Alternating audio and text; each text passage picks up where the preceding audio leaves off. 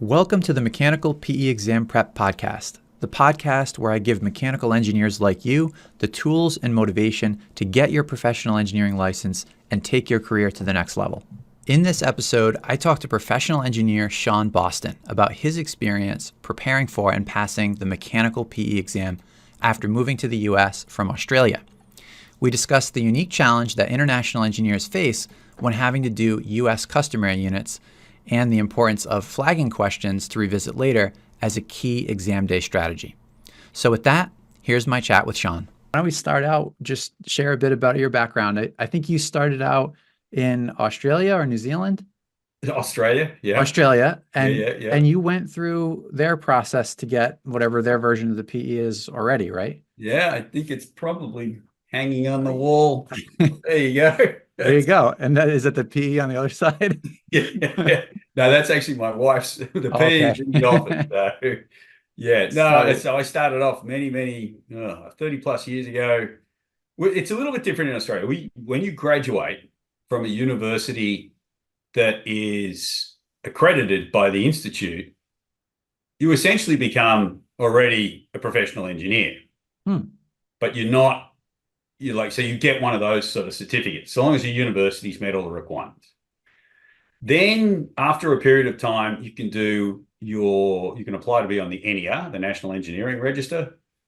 If you meet the requirements of that, you become the NER, which I guess is probably more similar to PE.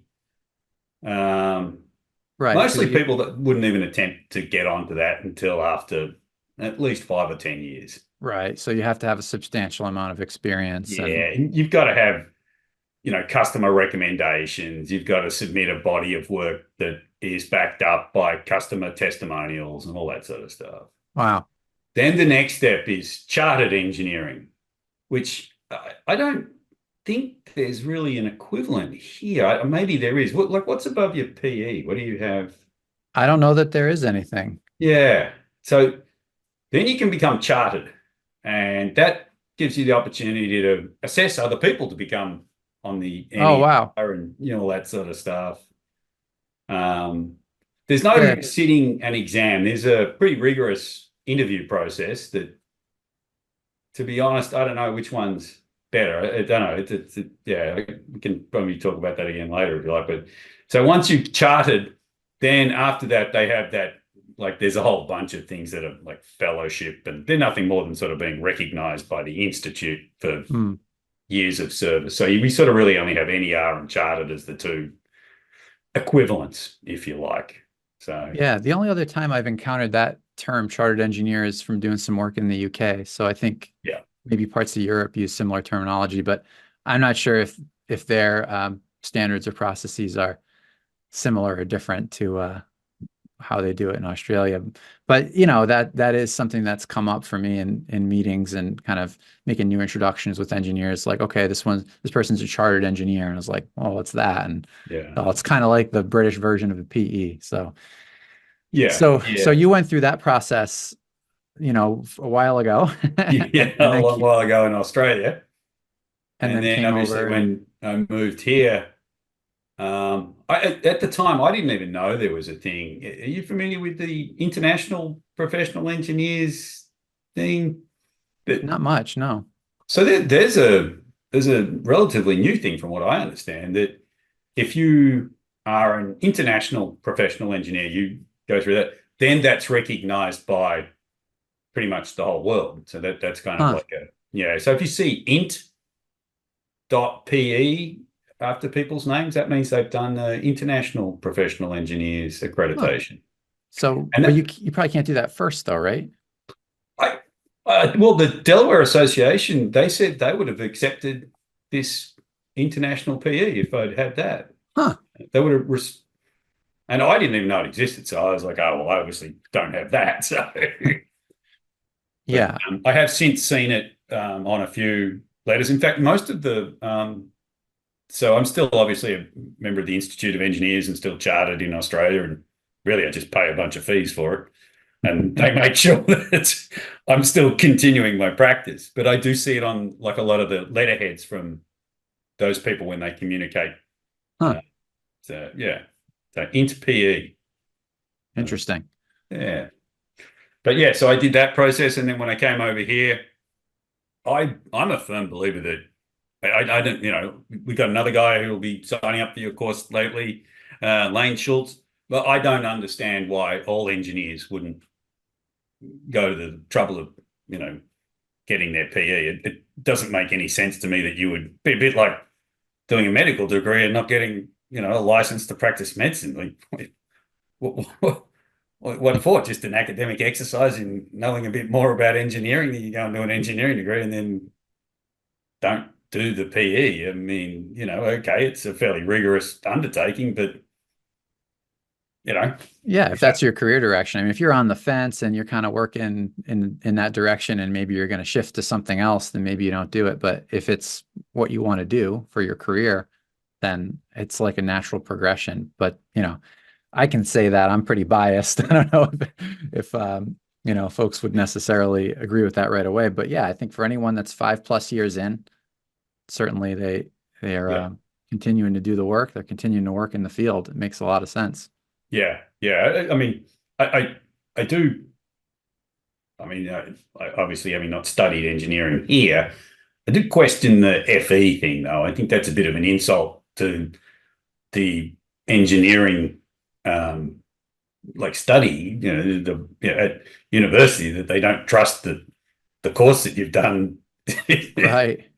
Teaches you the fundamentals of engineering. I mean, like, Did they make you circle back and do the FE as no, they well? didn't. No. Okay. They didn't. If you've got 15 years of Okay. engineering experience, they didn't make me do that. Although I did buy all the books thinking they might. I even bought, what is it? Barron's Fundamentals of Engineering. It's just funny to imagine you kind of going through that. Like, I know. I was thinking, I'm not sure I'm going to use a lot of Laplace transforms or fast Fouriers anymore. Wow. Yeah, Yeah. I mean, I think most engineers, before they finish their undergrad, they'll do the FE. Usually the professionals will push them like, hey, if you think you might want to become a professional engineer later, get this done now before you forget everything. Yeah. And most candidates do that, and it's generally a good idea. But it gets a little bit tricky for folks that either don't do, for whatever reason, maybe they weren't pushed, or maybe I don't know, it wasn't just promoted at their school, and then 10 years go by, and now they've got to go back and pick up a book like that, and it's just like a whole thing. Yeah. Yeah. So tell us a little bit more about when you came over, what was happening in your career? Like, it sounds like you already kind of knew you wanted to go for your PE, but kind of walk us through that thinking and what it meant for you once you got to the States. Sure. So I had a bit of a unique scenario in that, having gone through the progression of, I started off doing, 30+ years ago. In Australia, it's very much when you graduate, they make you do drafting a lot. So I started off drafting in mechanical services, drawing up ductwork and piping and so forth. Wow. Did that for a couple of years. Then decided HVAC wasn't necessarily what I wanted to do. So then got out of that, started a business, ran that for a couple of years, designing greenhouses, because I'd done a lot more structural type stuff at university. I'd certainly done more of that than I had of energy systems. Did that for a few years, and unfortunately, the agricultural industry is one of those ones where I take my hat off to people who are doing high tech stuff in the agricultural industry, because our customers were farmers or flower growers and so forth. They were pretty much of the view that we get paid once they sell their goods, so that wasn't so good. Then after a while of doing that, I actually found myself back in HVAC, working for Siemens Building Technologies actually at that stage it was called Landis and Stafer. So HVAC sort of been chasing me around all my career anyway. Did that for 6 odd years, enjoyed that a lot, but it was a lot of programming. I was lucky enough to, when I was there, when Landis and Stafer were sold to Siemens Building Technologies and then ultimately rolled into Siemens. Spent a lot of time programming HVAC systems and enjoyed it. And in fact, when they consolidated engineering, and I still remember the process engineers sort of, looking down their nose at us building engineers, building controls engineers, and we were looking at one of the points list for, a job that Siemens process engineers had. And they had, I don't know, 10 or 15 panels, maybe 100, 200 points on it.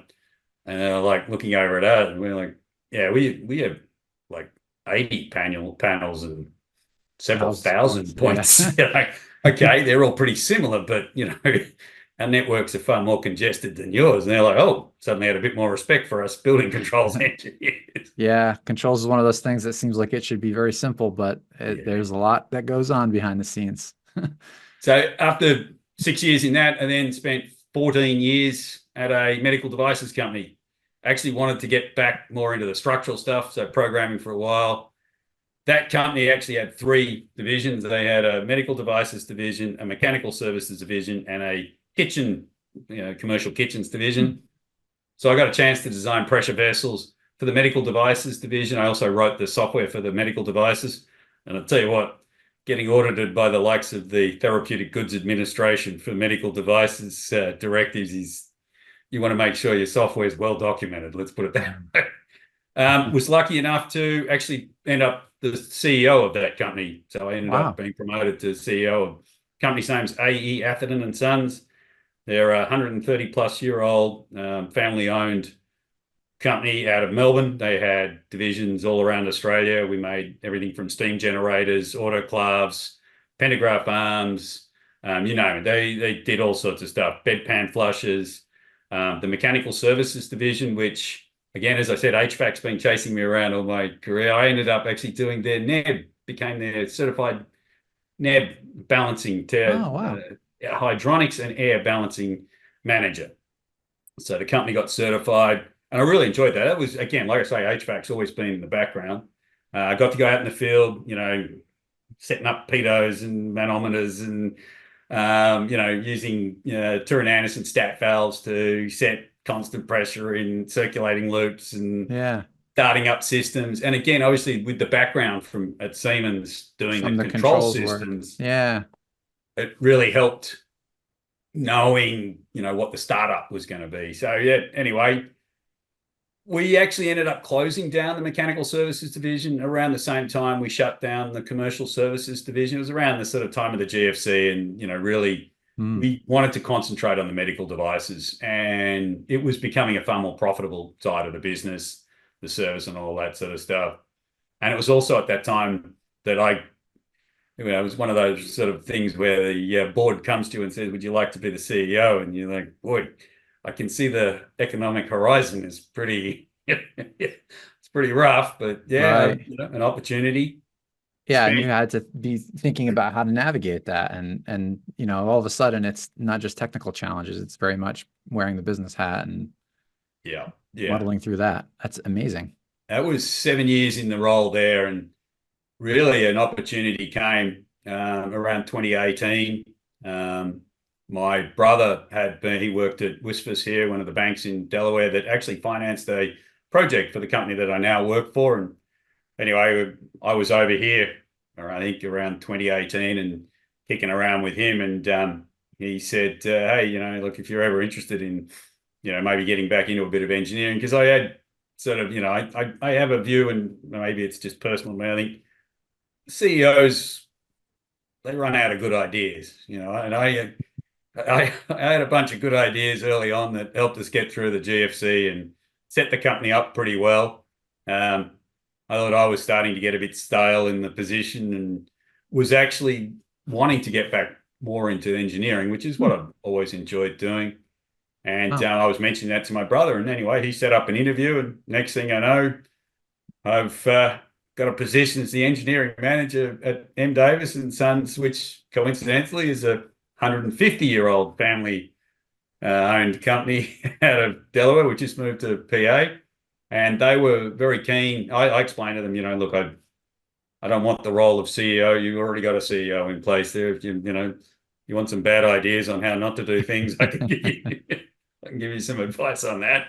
Hopefully they're not too bad ideas, but most of the time I'd rather be, doing engineering. And I looked into it a bit more, and I remember at the time I said to them, look, I don't think they're going to accept my, America doesn't have a reciprocal agreement, and there was no such thing. I didn't know of this international PE thing.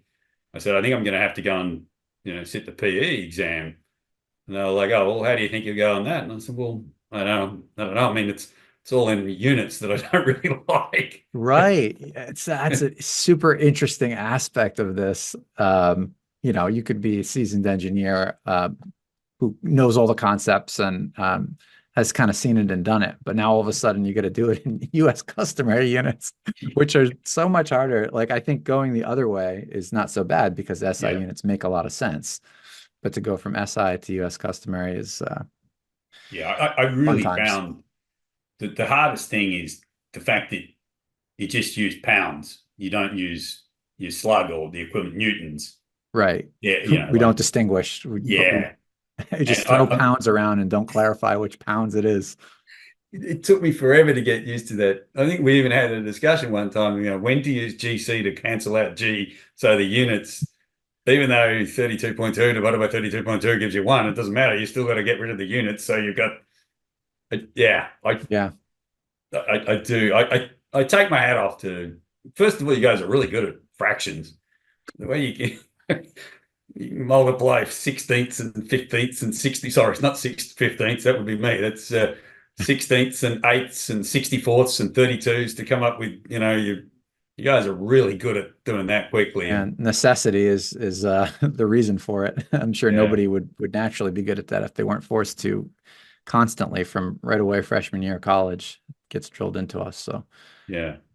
wow. So then, once they accepted that and we charted out a path to, end up taking the PE exam. It took a little longer, but I think, COVID had a bit to do with that. So Yeah. So what was the overall time horizon for that? It sounds like you identified pretty quickly that it was something you were going to want to do, but yeah, then it was so like, how do you do it?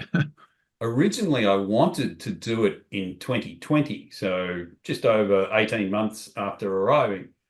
But I still remember the day I was looking at the thing going, oh, the testing place is closed.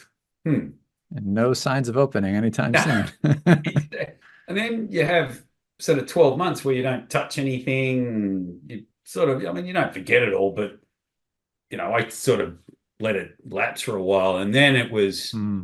it was a matter of after that 12 months went by, I mean, you can see I wear glasses. There was no way I was going to sit the exam with a mask on with the glasses fogging up. Fogging up. Oh my goodness. Yeah, Drive me nuts. I kept looking at the thing saying masks are required. Masks are at the Parson Views testing station here in Delaware. I'm like, forget that. I'm not even going to attempt to schedule an exam until there's no longer masks required. And Wow. that wasn't until well into late 21 that they had no more masks required in the testing station. Because I remember my wife, actually, she didn't want to sit the exam until because she had to do the NCLEX. And I remember she sat hers pretty much the week after because nursing, they pushed that through pretty quickly.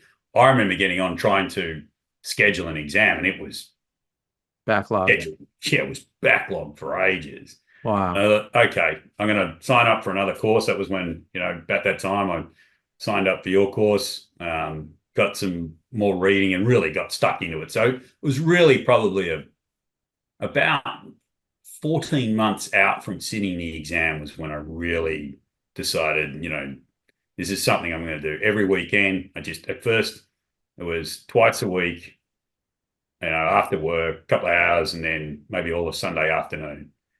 And then when it got closer to the exam, I was fortunate enough that work were really, were very supportive and said, let's give you a bit Right. of time. You can, you pretty much schedule as much time as you need in the lead up to it. And by coincidence, I did it on Anzac Day last year, which is our national day of recognition of the fallen soldiers of the First World War. So April Oh, wow. 25th. I thought, oh, that's a good date. I like that. Anzac Day. Nice. Yeah, you'll Schedule always remember the date. You go in there, you spend 8 hours, you kind of come out, you're like a different person after that. it. It's got to be the longest. I jokingly said it was a 8 hour ass sitting marathon. And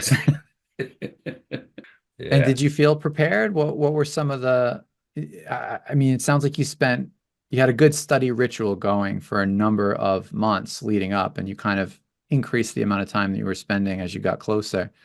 Were you feeling pretty good by the time you got to your exam? And what was it like in there? Was it nerves, or was it just like, I got this? The first session, the 40 questions that are all just, the calculations, purely calculations based and so forth. I think I did pretty well out of that. I really felt very comfortable sitting there because I knew my stuff. It's that, and sitting there at lunchtime, I remember sitting out at lunchtime thinking, I think I've done okay on that session. That was pretty good. There were a couple of questions that obviously I think the key is just bookmark it, move on, bookmark it, move on.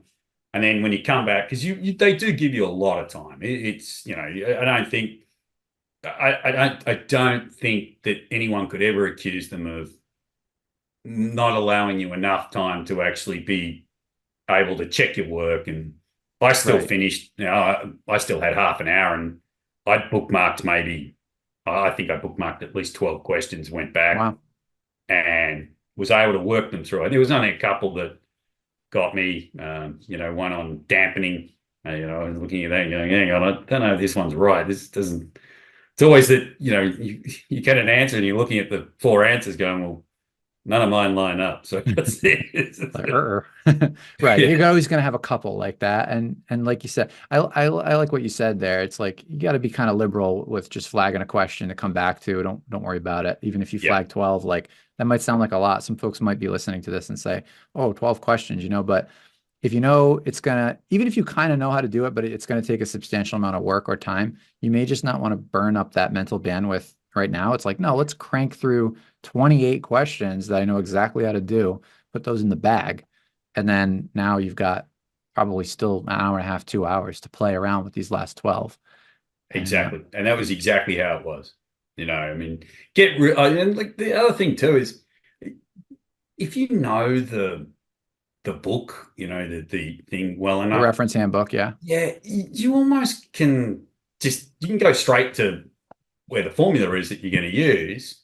And by knowing the reference handbook well enough, I really felt that was, you almost, the ones that you really spend the time looking up are the ones where they're getting you to calculate the resistance, and you're looking up gypsum, and you're looking up all these, the materials. It's probably, whereas the other stuff, if you know the handbook well enough, you just type in the first part of the formula, it pops up, and in the find, and there you go, off you go with the formula. Plug and chug. Yeah. Know the handbook. Know the handbook, because that'll give you that time to be able to then later on go back and get those 12 questions that you probably just said, okay, I had to go at it. Now I need to come back to that one. The second 4 hours, man, I remember when I left, I called my colleague who had done it a couple of months earlier. I was like, how did you think you went in the exam? He goes, first 40, I think I knew where I was stood. He said, the second 40, I had no idea. Some you get straight away. Others you can be staring at and going, okay, so hang on, if I do a runaround loop system and I have to put a balancing valve, where would I put it? You're like, wow, ooh, that one's unique. You're honestly looking at it, okay, well, if I put it at the end of the run, and does that mean that I'm going to be, we'll have their equal length runs? It just, there was questions that you just have to, accept at some point you're going to have to say, okay, I think logically this is the one that I'm going to go with. Yeah. Yeah. I think a lot of folks... I even made a point of when I would flag them, I would write down on my book the ones that I knew don't concentrate on, let's say, answers A and C. They're not going to be. Work through something that would be B and D.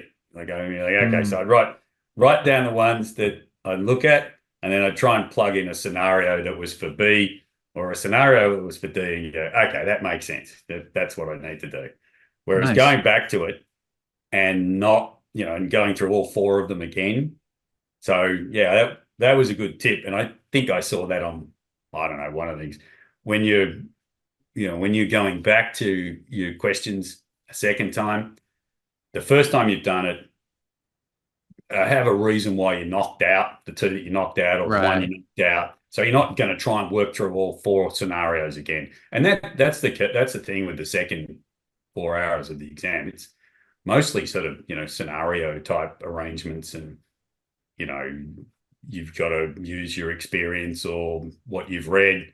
And if you do know the handbook again enough, you'll find a lot of the hints are actually in the handbook. You actually should be able to go through the type. That's when the search function in the handbook is great, because you can type in some of the, wording from the answers and see if they come up. And if it does, there you go. Here's the answer. Right. That was one of the ones for the controls. I kept looking at it thinking that should have been my area of expertise, but there were a couple of controls questions I kept looking at thinking, you're not right. But then when I typed in the search, and I'm like, there you go. It is this one. Yeah, that's a So, great point. And I think for everyone listening that's worried about, like, I don't know if I have the experience, right? And there's going to be these experience-based questions. And I don't have a lot of experience, so I'm not going to know. I think you just rattled off 3 different avenues for folks that they can consider to get the answer. Maybe you actually do have experience in that realm, but if you don't, it might be in the reference handbook. You have to be creative about how you search for it and persistent. Or maybe it's just going to be a judgment call. Maybe it's going to be critical thinking. Like the other example that you gave, you're not necessarily coming in and saying, okay, I've designed systems like this and I know exactly what to do. No, it's like, well, if I put it here, what would that mean? How would that work? So you're thinking through it, and you're just using critical reasoning and bits and pieces to kind of cobble together. And maybe you strike a couple out, and maybe you end up taking a gamble between the last two, but you've tipped the probability in your scale and to your side, and you'll never know, right? If you pass, you're not going to get a diagnostic report. If you pass, it's just going to be a green box, and that's going to be that. So who knows, who among us nearly aced it versus who got by the skin of their teeth. We'll never know. yeah, good So point. Yeah, so that's probably my story, I guess, in a nutshell.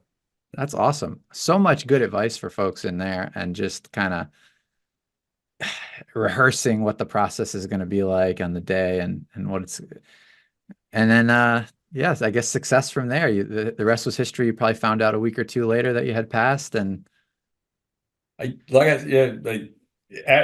The day I found out I was passed, I was wrapped.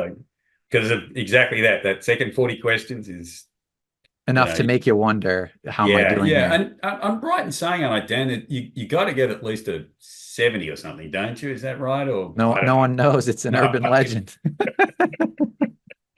If anyone says they know, then they're either lying or they really are connected, I guess. Yeah. Yeah. So what just final thoughts, any advice or guidance that you'd give for someone who's considering going for their PE, and they're maybe wondering about what it's going to be like or worried about how to get through it? What would Just you do it.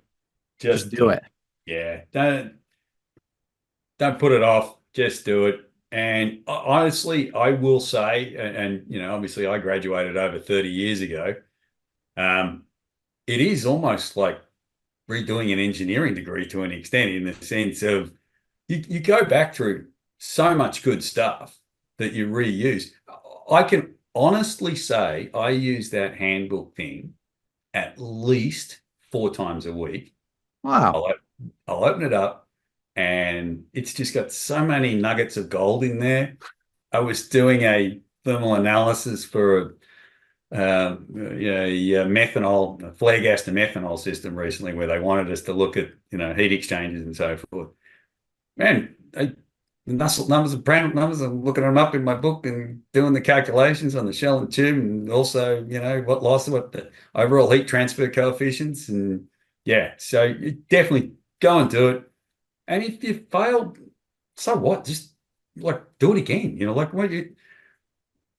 Once you've done the exam once, you'll know, oh, okay, that's what I should have done. And again, obviously, some of those little bits of advice that I think really helped me to, bookmark it, come back to it. You got plenty of time. You Right. have plenty of time. You really do. It's, I think I finished the second 40 because of it so much of, I think I had over 2 hours left. And, I was literally to the point where I was almost, going back and shouldn't have been second guessing some of the things. So, yeah. Yeah, you're trying to make the most use of your time, but you've Yeah, already done everything that you need to do. exactly. Yeah. Awesome. My advice, do it. And definitely, I found your course to be very helpful, particularly, if you've been out of it for a while and you want to get the fundamentals. The partial pressures thing, I think I watched that video maybe 10 times, and I used it again recently. I was like, oh yeah, what I'm going to calculate the partial pressure of, the gases in in a ozone generating system. I was like, oh yeah, I need to have a look at that. That's awesome. That delights me to hear that anyone's going back and looking at some of those videos after the fact. So Yeah, that's wonderful, Sean. Well, thank you so much for coming on and sharing some really generous advice with folks and sharing your story. I definitely appreciate it. no problems. My pleasure. All right. Good luck with everything and Thanks. keep in touch. You too. Thanks, Dan. Bye. Thanks, Sean. Thanks for listening to the Mechanical PE Exam Prep Podcast. If you enjoyed this episode, please consider leaving a review to help other engineers find the podcast. And if you're looking for a program that will help you pass the PE exam, check out the full access bundle available at mechanicalpeexamprep.com and feel free to reach out with any questions. I would be honored to be your guide on the journey to becoming a professional engineer.